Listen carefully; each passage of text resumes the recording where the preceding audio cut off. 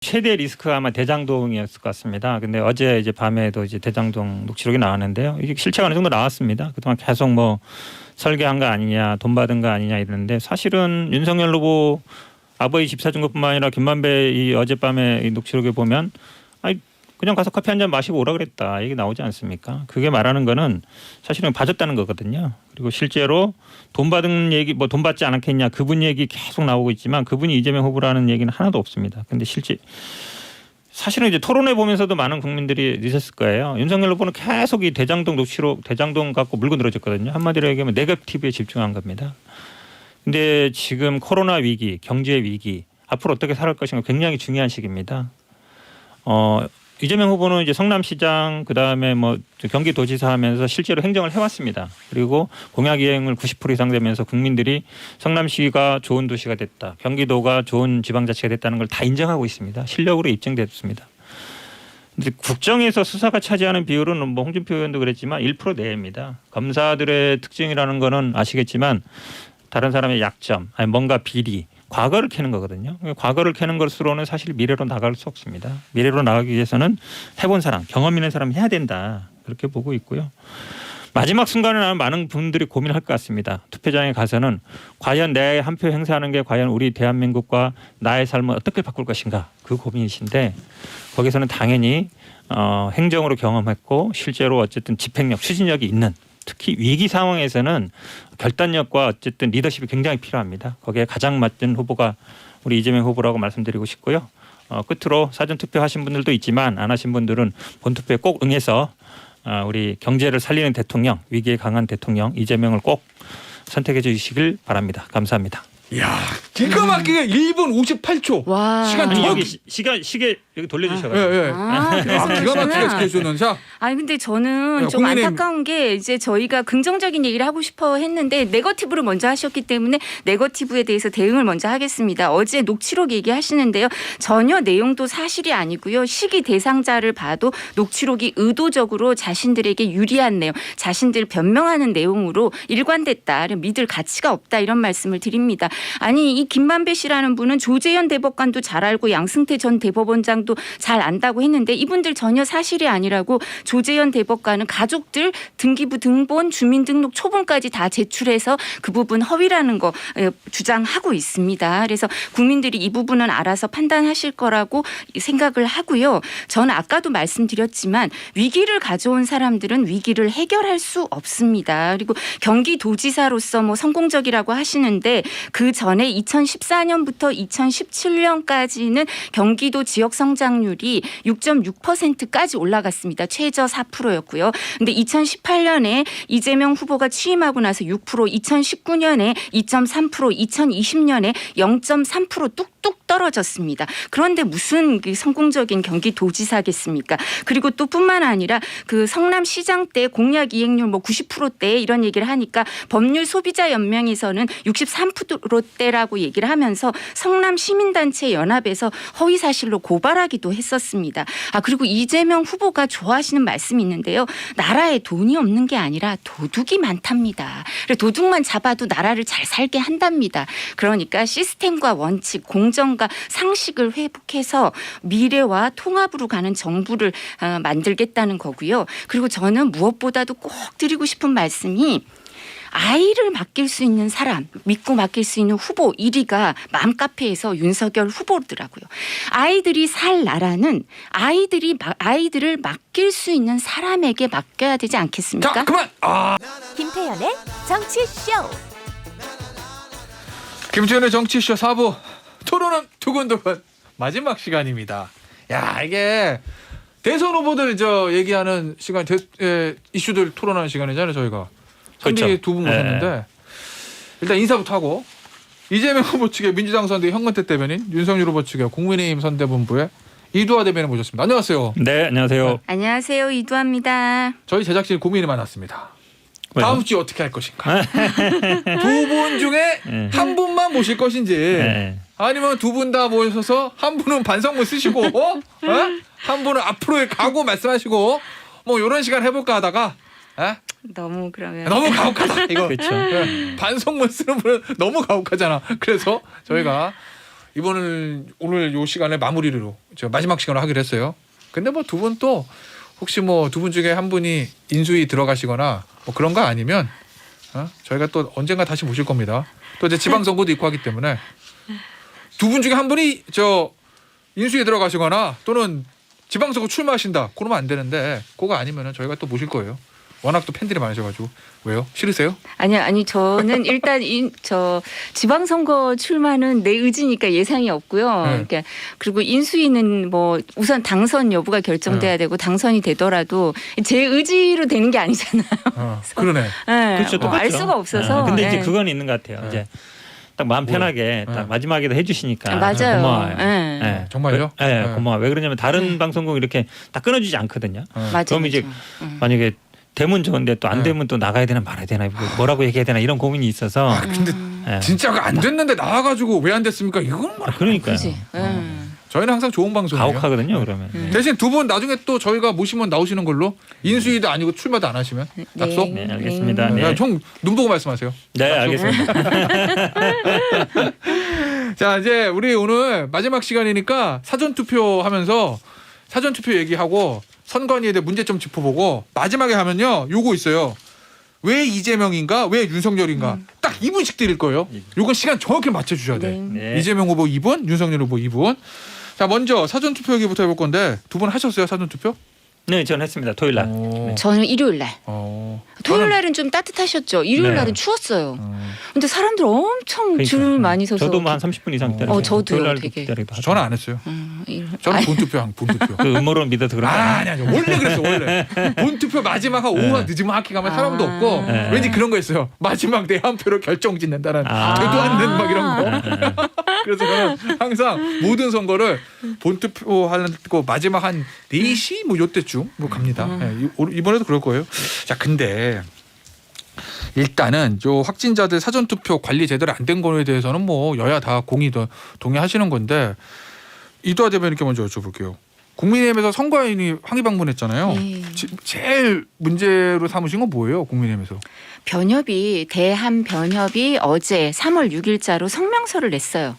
직접 투표, 비밀 투표를 침해했다. 그러니까 민주주의 선거의 근본 원칙이잖아요. 직접 투표, 비밀 투표 그 원칙이 무시됐다고 하면서 국민들의 참정권이 크게 훼손돼서 전 국민적인 불신을 불러일으키고 선관위와 행정당국이 부실하고 엉성한 선거 관리로 국민들의 신뢰를 잃고 정부 위신이 손상되었다. 이렇게 성명서를 낼 정도로요.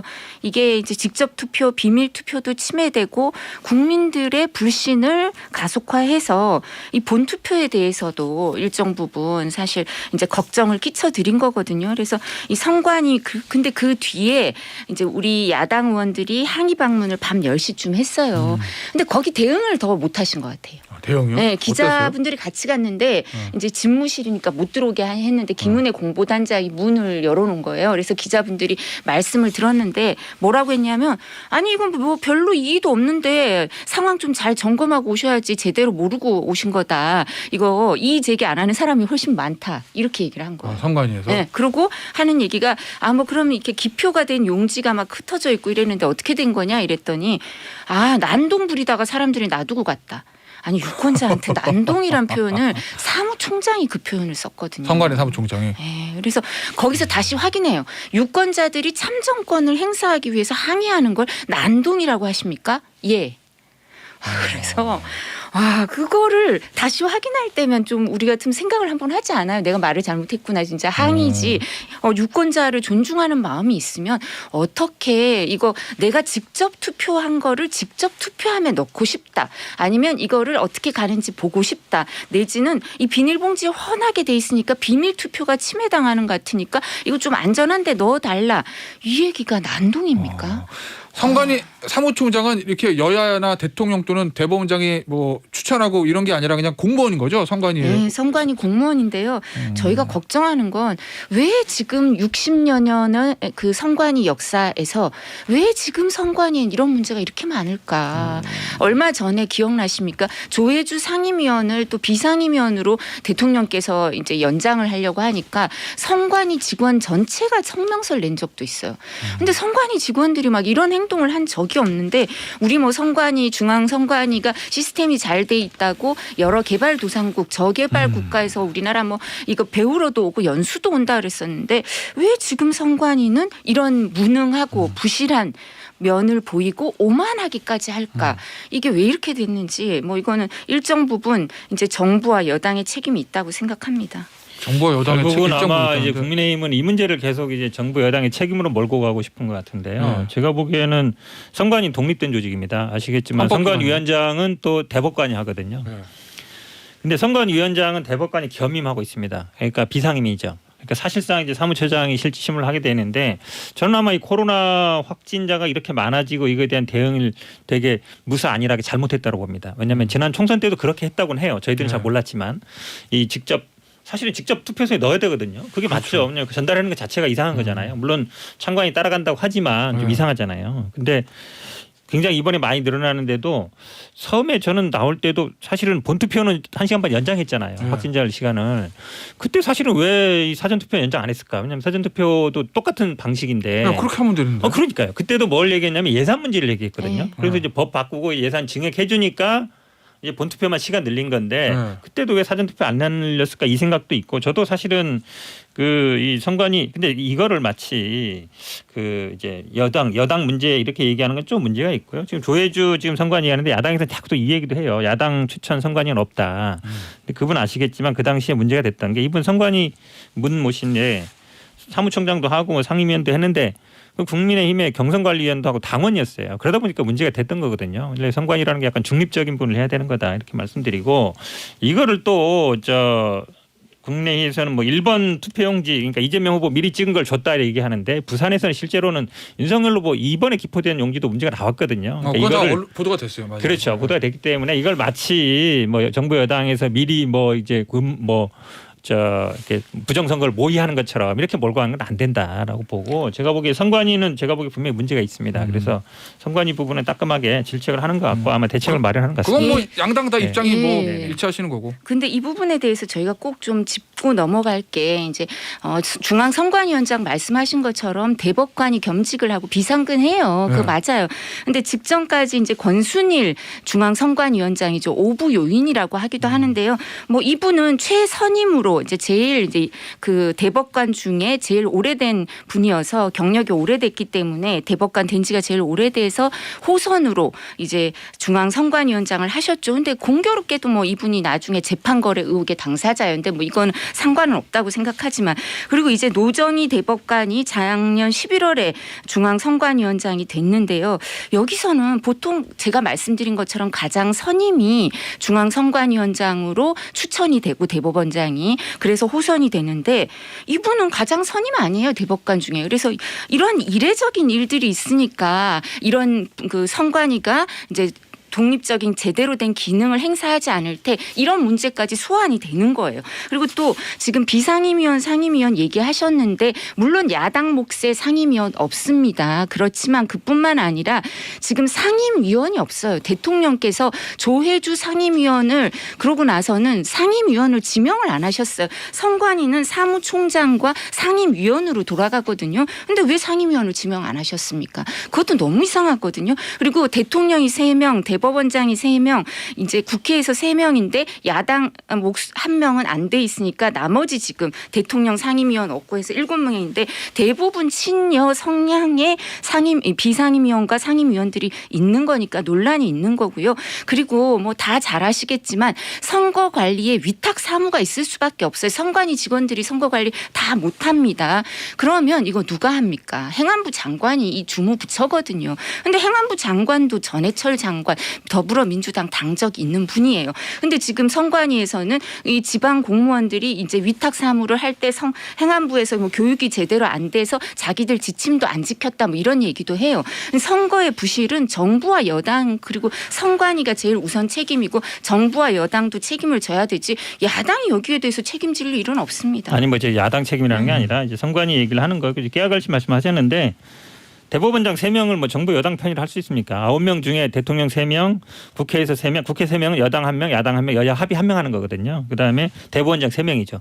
왜 대법원에서 선임을 하겠습니까? 대법원 내 선임한 분들을 여당 편이다. 이거는 제가 보기에 말이 안 되는 것 같고요. 제가 뭐 특별히 여당 편이라고는 안 했고 아니, 그러니까 친여라고 말씀드렸습니다. 그러니까요. 그러니까 여야 합의로 한 사람도 있는 거예요. 제가 보기에는 아마 상임위원들 위원들 문제는 아닌 것 같고 어쨌든 이 코로나 문제에 대응하는 준비 과정 그거에 대한 문제이기 때문에 이거를 자꾸 음모론으로 아니 윤석열 후보는 막 그렇게까지 해요. 이거 무슨 분열시키려고 하는 뭐 작전이다. 보수층 왜냐하면 보수층의 사전투표에 대한 약간 반감이 있는데 이거 마치 이제 정부 여당이나 선관위에서 기획한 것처럼 이렇게 얘기하는 거는 예전에 황교안 대표가 계속 뭐 사전투표 음모론 몰아가는 거랑 비슷하다고 보거든요. 저는 좀 위험하다고 발언이라 보고 있습니다. 아니 저는 그거는 딱 하나 짚고 넘어가야 될 게 윤석열 후보 첫날 사전투표 했어요. 그리고 저희가 사전투표 독려하려고 얼마나 노력을 했는지 몰라요. 그러면서 선관위도 믿고 행안부 이 지방에서 위탁하는 것도 다 믿어보자라고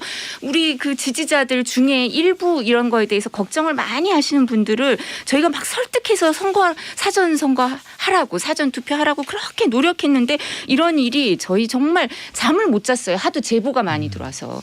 그러니까 이분들한테 설명을 해드려야 되는 거예요. 윤석열 후보 본인이 사전 투표를 했는데 무슨 그 거기에 대해서 아니, 저게 문제의식을. 그런 뭐 그리고 선관위 제가 말씀을 드릴게요. 네. 보수층 분열시키려는 그 부분은 전체 이제 유세를 들어보면 아시는데 사전 투표 안심하라고 사전 투표했는데 이렇게 부정선거 의혹 심리가 자극돼서 우리 지지층 중에 일부들이 이런 거에 대해서 걱정하면서 투표에 소극적이 될까 봐 저희는 너무 걱정되는 거예요. 그래서 이런 부분까지 심판하기 위해서는 꼭 본투표를 한 분도 빠짐없이 해달라. 그러니까 선거가 부정하다 그러면 본투표 하라고 할 수가 없죠. 근데 꼭 이런 부분까지 명백히 잘 밝혀낼 테니까 부실한 부분을 본투표 한 분도 빠짐없이 해달라고 부탁하고 있습니다. 뭐라 그랬냐면요. 부정선거 의혹을 가진 보수층 유권자들에 대한 분열책이다. 사기꾼들을 오래 성대해서 하는데 보수층을 분열시키기 위한 작전이다. 공작에 능한 사람들의 국민의힘 지지층을 분열시키려는 획책이다. 이걸 마치 기획한 것처럼 얘기를 하고 있잖아요. 그러니까 선관위 어떤 행정이라든지 잘못된 걸 지적하는 거 하고 이게 정부 여당에서 이걸 작전하고 획책하고 기획하는 거 분명히 다른 것이죠. 근데 그렇게 얘기한다는 거는 이걸 마치 이제 음모론을 몰아가는 거랑 마찬가지이기 때문에 해서는 안 된다는 그러면 말을 본투표를 말씀드리는 한 거예요. 명도 빠짐없이 하라고 얘기를 그 왜 얘기하고 하겠어요. 지금 얘기 다르죠. 작전하고 아니, 왜 획책하고 달라요? 기획한다는 얘기 투표를 다르죠. 부정하면 본투표도 그 하지 말이에요. 말라고 그러면 해야죠. 그럼 정부 여당에서 유권자들 분열시키는 어떤 공작이기 때문에 본투표로 심판해달라 이 아니 얘기예요. 저희 말씀을 들어보세요. 이거를 우리한테 이거 사전투표 의심이 된다 이런 거 문제가 있다고 제기를 하시는 분들도 있는데 여기에 대해서 조직적인 의혹 얘기를 하시면서 조작 얘기를 하시면서 여기에 대해서 사전 투표가 해봤자 부정이다. 그러니까 본 투표도 하지 말자 이러는 분들이 있어. 그런 본 투표도 하지 말자고 하는 분들 그런 분들이 조작이고 정치 공작이라는 거죠. 그러니까 그런 얘기 듣지 말고 정부 알겠습니다. 여당에서 하는 여기 얘기지 말할게요. 그분들한테 네. 하는 얘기 아니죠. 본 정부 투표를 꼭 여당이 해달라는 얘기예요. 그럼 그 사기꾼이에요 그 사람들이 사기꾼들 오래 꼭 해달라는 상대봐서 하는데 얘기예요. 근데 그 사기꾼인 아니, 그러면은 아니 투표를 안 믿으면 어떻게 본 투표를 해달라 그러겠어요. 본 투표 꼭 해달라고 하는데. 자, 정부 여당 안 믿으면 본투표도 못 해달라고 하는 거죠. 본투표 꼭 해주세요. 공작이고 획책이고 분열책이라고 이런 원래 얘기를 본투표 많아요. 꼭 해주세요. 마지막 시간이라서 저 원래 선관위 잘못한 거 질책하다 끝내려고 그랬는데 또 이제 두 분이 또 뜨거운 토론이 있었어요. 6245님 마지막 시간답게 쌀벌하네요 하셨는데 제가 그래서 지켜만 보고 있었습니다. 이 살벌한 토론을 5분 동안 요 얘기 해볼게요. 마지막 이틀 남고 캠프 지금 분위기 네. 어떻게 전망하고 있는지 민주당부터 좀 얘기 들어볼까요?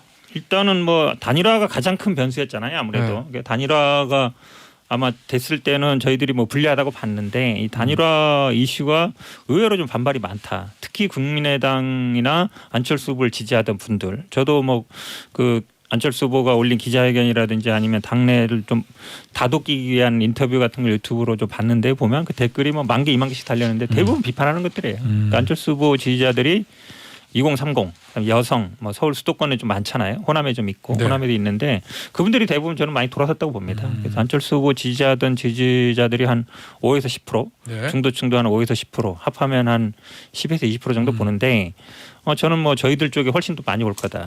6대 4나 7대 3 정도로 그렇게 본다 그러면 저희들 충분히 승산이 있다 이렇게 보고 있습니다.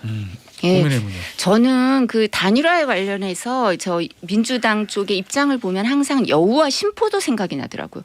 저희는 뭐 김동연 그 전 부총리 뭐 특별히 폄훼 안 해요. 거기 별 관심 없어요. 뭐 그래서 아예 뭐 오셨면 오셨나 보다 이렇게 생각하는데 저희가 이제 윤석열 후보와 안철수 대표가 단일화를 하게 되니까 긴급 회의를 하시더라고요. 그러더니 막 우상호 총괄 본부장이신가요? 뭐 윤호중 원내대표 막 악담을 퍼부으시더라고요.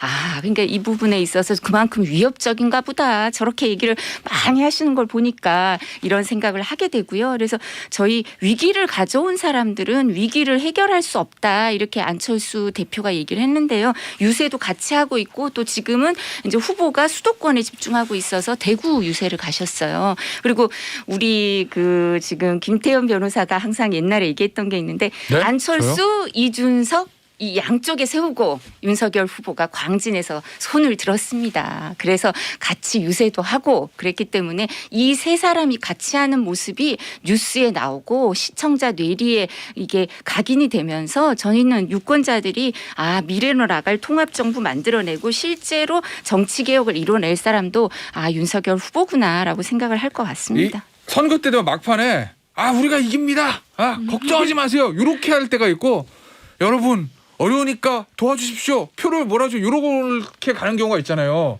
네. 자신감을 북돋우는 방식과 로키로 가는 방식인데 지금 민주당 어떻습니까 입장이? 자신감이죠 당연히.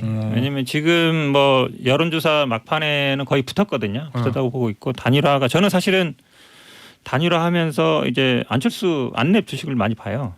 첫날은 많이 올랐는데 둘째 날 떨어지고 오늘도 떨어지고 있습니다. 그게 사실은 어느 정도 그분이 안랩 주식만 거의 2천억 가까이 갖고 있어요.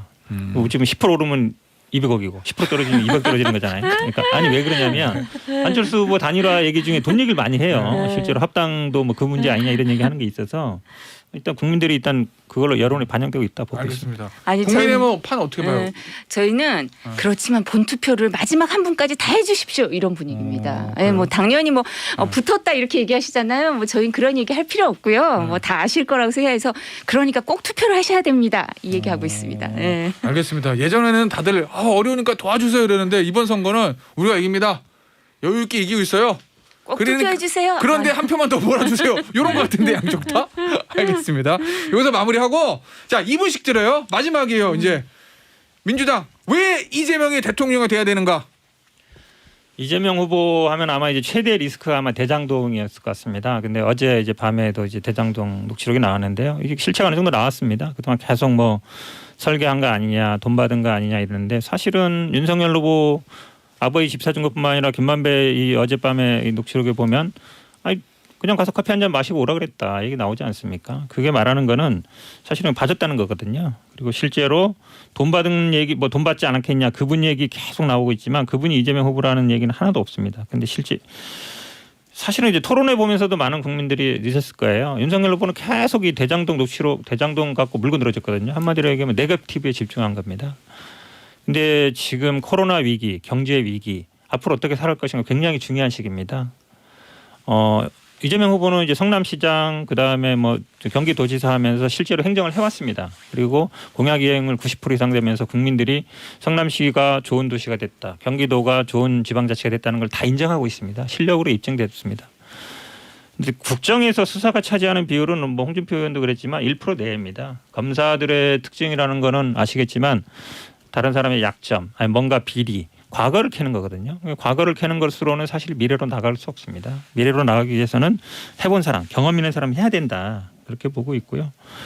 마지막 순간에 많은 분들이 고민할 것 같습니다. 투표장에 가서는 과연 내 한 표 행사하는 게 과연 우리 대한민국과 나의 삶을 어떻게 바꿀 것인가 그 고민이신데 거기서는 당연히 행정으로 경험했고 실제로 어쨌든 집행력, 추진력이 있는 특히 위기 상황에서는 결단력과 어쨌든 리더십이 굉장히 필요합니다. 거기에 가장 맞는 후보가 우리 이재명 후보라고 말씀드리고 싶고요.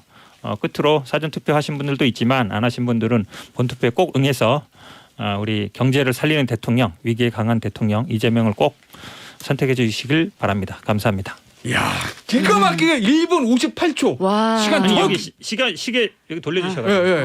그래서 기가 막히게 그러시구나. 지켜주는. 자, 아니 근데 저는 야, 좀 국민의힘- 안타까운 게 이제 저희가 긍정적인 얘기를 하고 싶어 했는데 네거티브를 먼저 하셨기 때문에 네거티브에 대해서 대응을 먼저 하겠습니다. 어제 녹취록 얘기하시는데요. 전혀 내용도 사실이 아니고요. 시기 대상자를 봐도 녹취록이 의도적으로 자신들에게 유리한 내용, 자신들 변명하는 내용으로 일관됐다. 믿을 가치가 없다. 이런 말씀을 드립니다. 아니 이 김만배 씨라는 분은 조재현 대법관도 잘 알고 양승태 전 대법원장도 잘 안다고 했는데 이분들 전혀 사실이 아니라고 조재현 대법관은 가족들 등기부 등본 주민등록 초본까지 다 제출해서 그 부분 허위라는 거 주장하고 있습니다. 그래서 국민들이 이 부분은 알아서 판단하실 거라고 생각을 하고요. 저는 아까도 말씀드렸지만 위기를 가져온 사람들은 위기를 해결할 수 없습니다. 그리고 경기도지사로서 뭐 성공적이라고 하시는데 그 전에 2014년부터 2017년까지는 경기도 지역 성장률이